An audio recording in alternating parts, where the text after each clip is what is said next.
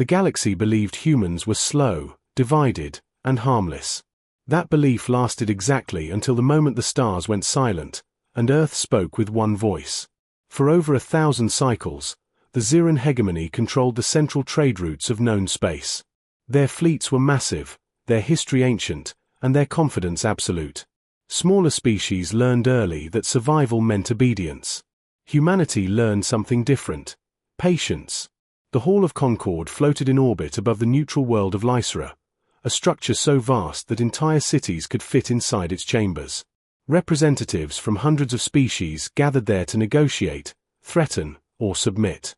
Today, the chamber buzzed with low conversation and bored indifference as the human delegation entered. They were not impressive. 3 humans walked calmly to the center platform. No guards. No weapons. No grand display. Just plain uniforms and steady eyes. Many delegates barely looked up. At the center stood Elias Cade, Earth's chosen envoy. He was not tall. He was not loud. But when he placed a small metallic device on the podium, the noise slowly faded. "My name is Elias Cade," he said evenly. "I speak on behalf of the United Human Systems." A ripple of amusement passed through the chamber. The Ziran overlord Veshtar reclined upon his elevated throne, his scaled body coiled comfortably. His species had ruled stars before humans discovered fire. "You requested emergency assembly rights," Veshtar said. "This alone is arrogance. Speak quickly." Elias nodded once. Humanity has established a boundary. A projection ignited above the podium. A glowing line wrapped around dozens of star systems, human colonies, research zones, and deep space installations. "This is the sovereign line," Elias continued. "No military vessel may cross it without explicit permission." Silence fell, not from fear, but disbelief. Then laughter erupted. A winged delegate slapped the table. "You claim territory you cannot defend." Another voice followed. "Your fleets are insignificant." Veshtar's eyes narrowed with mild interest. "And what happens if this line is crossed?" Elias did not raise his voice. "There will be consequences." The laughter returned, louder this time. Veshtar rose slowly, towering over the platform. "You issue threats in a hall built by empires older than your species." Elias met his gaze without flinching. "This is not a threat. It is a warning." The Overlord leaned forward. "You will withdraw this declaration within 10 cycles, or the hegemony will expand through your space." Elias inclined his head. "Then this will be the last warning humanity ever gives." The human delegation turned and walked out. Behind them, plans were already being made to divide human worlds. They never noticed the quiet fear flickering behind Elias's calm eyes, not fear of defeat, but fear of what humanity was about to unleash. Deep beneath Earth's surface, beneath oceans and continents, beneath history itself, the Watch Council convened. Admiral Rhea Solin stood before a circular chamber filled with holographic stars. She had commanded fleets her entire life, but today, she felt the weight of generations. "They've rejected the warning," she said. No one was surprised. A scientist spoke softly. "All systems are ready." A strategist exhaled. "Then the line holds." For 3 centuries, humanity had prepared. Not with conquest, but with concealment. Shipyards hidden inside dead stars. Fleets built in pieces, assembled only in simulations. Weapons designed not to overpower, but to disable, confuse, and isolate. Humans studied alien doctrine, psychology, and arrogance. They knew their enemy would not listen. Across the sovereign line, Ziran war fleets mobilized. Thousands of ships moved with practiced dominance, crossing the boundary without hesitation. No alarms sounded. No defenses appeared. No resistance came. Ziran commanders laughed openly, until their sensors began to fail. Signals vanished. Navigation drifted. Entire squadrons went dark, without explosions, without debris. Just gone. At the edge of human space, a single human vessel drifted into view. Small. Silent. A message broadcast across every frequency. You crossed the line. Space around the Ziran fleet folded, and humanity finally stopped hiding. The first thing Commander Threx noticed was the silence. Ziran warships were never silent. They hummed with power, with layered sensor pings, with constant data flowing between vessels. It was the sound of control, of certainty. Now, that sound was gone. Report, Threx demanded, his claws tightening around the command rail. The sensor officer hesitated. Long-range scans are unreliable. Short-range too. Navigation beacons are drifting. That's impossible, another officer snapped. Human tech can't interfere with hegemony systems. Before Threx could respond, one of the forward destroyers vanished. Not exploded. Not shattered. Gone. A clean absence where a warship had existed a second earlier. A ripple of unease spread across the bridge. Did it jump? Threx asked. No jump signature, the officer replied, voice tight. It simply ceased. Across the fleet, confusion turned into fear. Ships began maneuvering erratically, bumping formation boundaries, their captains suddenly unsure of space itself. Weapons locked onto empty voids. Commands were issued, repeated, ignored by systems that no longer obeyed. Then the message arrived. It was not a broadcast blast or a transmission spike. It slid quietly into every channel at once, bypassing encryption as if it had always been there. A calm human voice spoke. You are inside the sovereign line. Your sensors are being restricted. Your weapons are being limited. Your retreat corridors are being mapped. Threx felt something cold settle in his chest. This is Admiral Rhea Solin of the United Human Systems, the voice continued. You were warned. You did not listen. The bridge erupted in overlapping shouts. Trace the signal. Target the source. Fire on. Every order died as weapon systems powered down in unison. Threx stared at his tactical display. Red markers representing human ships began to appear. Hundreds at first. Then thousands. They were everywhere. Not emerging from jumps or portals, but revealing themselves, as if they had been there the entire time, watching. Human vessels did not look like hegemony ships. They were smaller, darker, angular. No glowing insignias. No intimidating spines or banners. They did not need to look impressive. They were already winning. On Earth, the Watch Council observed in silence. Admiral Solin stood with her hands behind her back, eyes fixed on the shifting hologram of the battlefield. Each human ship moved with precise intent, her fleet operating like a single living mind. Phase 1 is complete, a tactical officer said. Enemy coordination has collapsed. Solin nodded. Hold Phase 2. She had learned long ago that panic was the enemy of victory. Humans did not rush. They endured. Back in Ziran space, panic bloomed. Commander Threx slammed his claws against the rail. Regain control. Form defensive clusters. A human ship drifted closer, so close its dark hull filled the view screen. It made no aggressive move. Another human message came through. You are not being destroyed, Solin said calmly. You are being taught. Threx felt anger override fear. All ships, emergency power routing. Fire everything. A handful of weapons sputtered to life. Energy beams lashed out, missing entirely as the human ship shifted position with impossible smoothness. Then something struck Threx's flagship. Not a blast. A pulse. Every light on the bridge dimmed. Gravity flickered.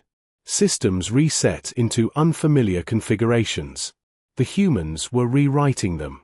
Commander, an officer whispered, they're inside our systems. Threx finally understood. The humans had not come to fight the hegemony's strength. They had come to dismantle it. Human strike groups moved with brutal efficiency. They targeted engines, communications, and command cores, never civilian modules, never life support. Disabled ships were pushed gently into stable orbits or left drifting, powerless but intact. It was mercy, and it terrified the Zirans more than slaughter ever could. Within hours, the once proud invasion fleet was reduced to silent hulks. Only one corridor remained open. A path home. Admiral Solin watched the datastream update. "Allow survivors to retreat," she ordered. A junior officer hesitated. "We could finish them." Solin shook her head. "They need to carry the message." Far beyond the Sovereign line, Ziran High Command received the first reports. Entire fleets neutralized. No planetary damage. No civilian casualties. No explanation for how. The overmind chamber filled with agitation. Elder strategists argued. Military lords shouted. They hid this power. They violated every known law of war. They are bluffing, we must strike harder. Then the final transmission arrived. It was sent directly to the hegemony's core worlds. Admiral Solin appeared on every screen. "This conflict ends now," she said. "Withdraw your forces. Recognize our sovereignty. Or next time, we will not stop at disabling ships." Her gaze hardened. "We learned restraint by surviving extinction-level threats on our own world. We learned unity by nearly destroying ourselves." She paused. "Do not force us to use what we learned next." The transmission ended. In the silent halls of the hegemony, fear took root. Because for the first time in their long history, the stars had proven something unthinkable. Humanity had not risen through conquest. They had risen through preparation. And the galaxy was only beginning to understand the cost of ignoring that truth. Fear changes the way empires think. In the heart of the Ziran hegemony, beneath layers of armored continents and artificial skies, the high strategic conclave gathered in emergency session. This chamber had not seen true panic in over 6,000 cycles. Today, panic was everywhere. Holograms flickered above the central table, showing frozen images of disabled fleets, drifting warships, and command signals cut mid-sentence. The proof was undeniable. Humanity had not merely resisted. They had controlled the battlefield completely. Supreme Executor Kael'thra coiled tightly around his throne ring, his bioluminescent markings pulsing erratically. "This was not a defeat," he hissed. "This was humiliation." A senior admiral bowed his head. "Their technology bypassed our systems as if they were built for it." "They were built for it," another voice said quietly. All eyes turned to Archivist Seluan, one of the oldest minds in the hegemony. His species remembered wars long erased from most records. "We assumed humans were primitive because they did not dominate," Seluan continued. "That assumption was our greatest error. They observed us for centuries." Silence followed. Then Kael'thra spoke again, slower now. "There is another option." The chamber stilled. "No," Seluan said immediately. "That weapon was sealed for a reason." Kael'thra's gaze hardened. "The humans have already crossed every expectation. If we do nothing, other species will follow their example." "You speak of extinction," Seluan replied.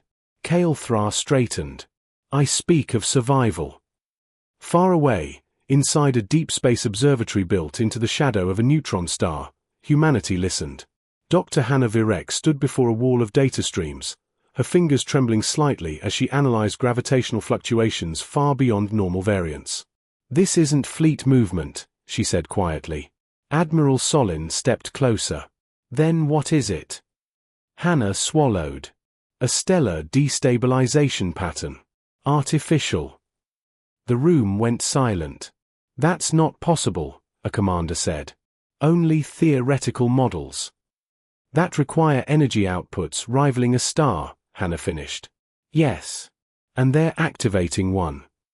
Solin closed her eyes for a brief moment. "So they chose fear," she said. Across human space, alarms activated, not loud, not panicked, but precise. Colonies shifted power grids. Civilian traffic rerouted automatically. Fleets repositioned, not toward borders, but inward. Humanity was bracing. The hegemony's weapon was ancient even by their standards. It had been designed during a forgotten era, when empires believed annihilation was the ultimate solution.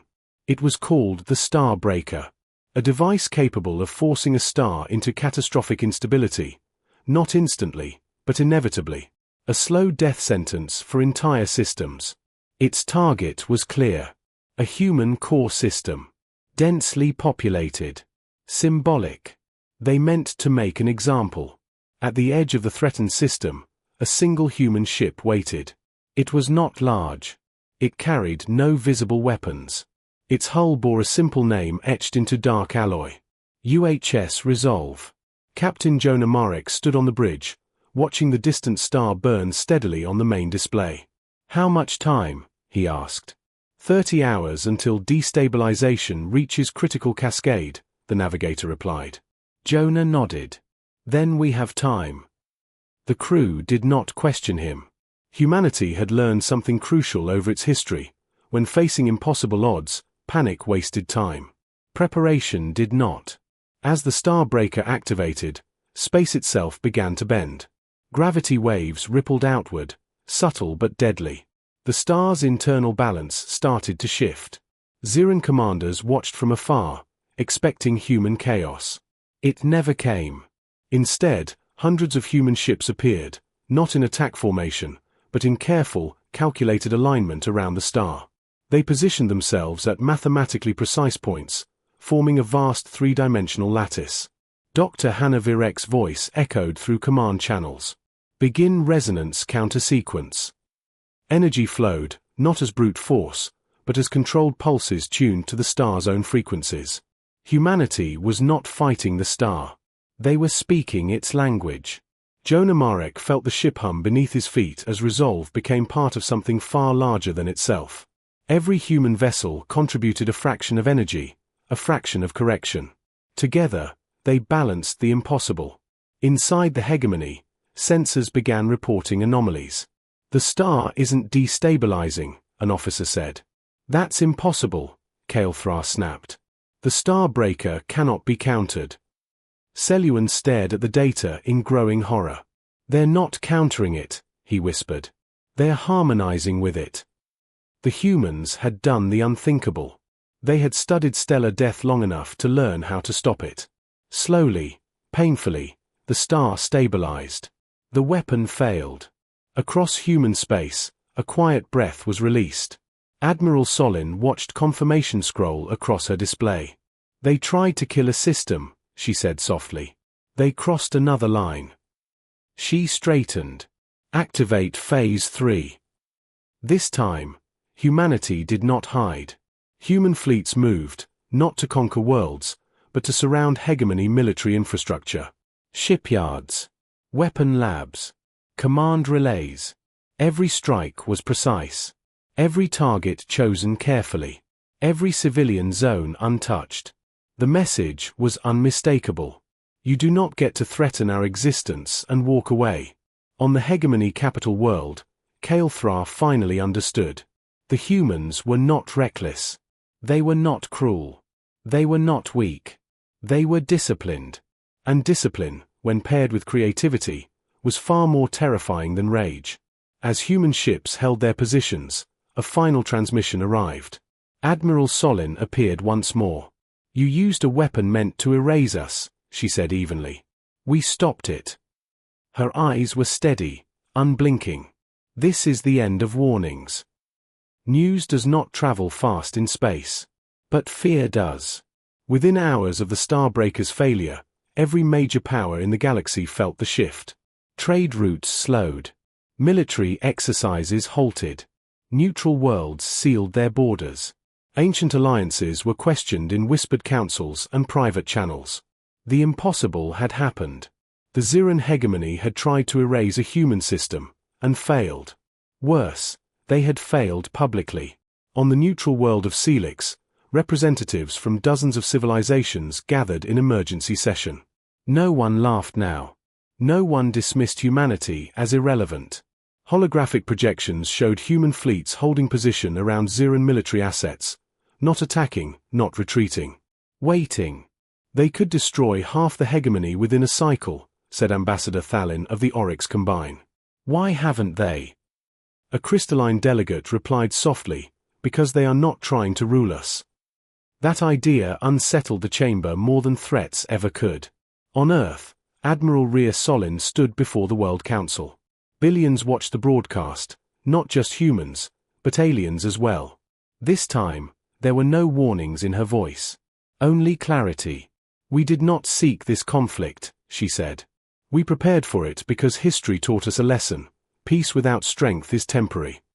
She gestured, and images appeared: human cities, colonies, families. "We are builders, explorers, problem solvers. But when extinction is placed on the table, we respond." Behind the scenes, the final phase unfolded. Human intelligence units released data caches, undeniable proof of the hegemony's secret weapons programs, their erased civilizations, their manipulation of smaller species. Centuries of lies unraveled in days. Across the galaxy, former client races revolted, not with weapons, but with refusal. Supply convoys stopped. Ship crews deserted. Information networks flooded with truth. The hegemony's greatest strength, control, collapsed. On the capital world, Supreme Executor Kael'thra watched the empire fracture in real time. Military commanders argued openly. Economists screamed projections of collapse. The ancient confidence that had ruled stars for millennia evaporated. "They were supposed to fear us," Kael'thra whispered. "They still do," Archivist Seluan replied. "Just not enough to obey." A priority signal broke through. Human Fleet Command requested direct negotiation. Kael'thra laughed bitterly. "Now they want peace." Seluan shook his head. "No. They want resolution." The meeting took place in open space, broadcast to the galaxy. Admiral Solin's image appeared opposite Kael'thra's towering form. Between them hung a shared star field, no thrones, no symbols of dominance. "Your fleets are surrounded," Kael'thra said. "You could end us." "Yes," Solin replied. "But that would only prove your old lies." Kael'thra's eyes narrowed. "Then what do you want?" Solin did not hesitate. "Recognition of human sovereignty. Dismantling of your extinction weapons. Independence for the systems you control by force. And an end to expansion through fear." Outrage exploded among Ziran hardliners watching the feed. Kael'thra felt centuries of supremacy crack beneath him. "And if we refuse?" he asked. Solin's voice softened, but only slightly. "Then we will not destroy you," she said. "We will simply make sure you can never threaten anyone again." The implication was clear. Humanity would not rule the galaxy. They would change it. Silence stretched. For the first time in Ziran history, a Supreme Executor bowed his head, not in submission, but in acceptance. "We accept," Kael'thra said. Across the galaxy, reactions erupted. Some cheered. Some mourned. Some trembled. Human fleets powered down weapons and held position until every term was verified. Only then did they withdraw, slowly, visibly, without ambush or deception. On Earth, celebrations were muted. Humanity had won, but not without cost. Captain Jonah Marek stood aboard Resolve, watching the star he had helped save burn steadily once more. "We didn't conquer anything," a junior officer said. Jonah smiled faintly. "No. We protected it." In distant systems, species long crushed by the hegemony dared to speak freely for the first time in generations. Trade resumed under new agreements. Borders were renegotiated, not by threat, but by dialogue. Human diplomats arrived, not with fleets, but with engineers, doctors, and teachers. The galaxy watched carefully, waiting for the other shoe to drop. It never did. Instead, humanity shared something far more dangerous than weapons. They shared knowledge, energy stabilization techniques, open navigation standards, defensive technology designed for protection, not domination. Power began to spread, and that terrified the old empires more than any human fleet ever could. On a quiet evening, Admiral Solin stood alone, looking out at Earth through reinforced glass. The planet glowed softly, fragile, defiant, alive. They had crossed the line long ago, she thought. The line between survival and extinction. between fear and resolve, between what humanity was and what it had to become. Her console chimed. A new message had arrived from deep space. An unknown origin. A non-hostile signal. A request, not a demand. Humanity had been noticed by something older. Something that had been watching. Solin exhaled slowly.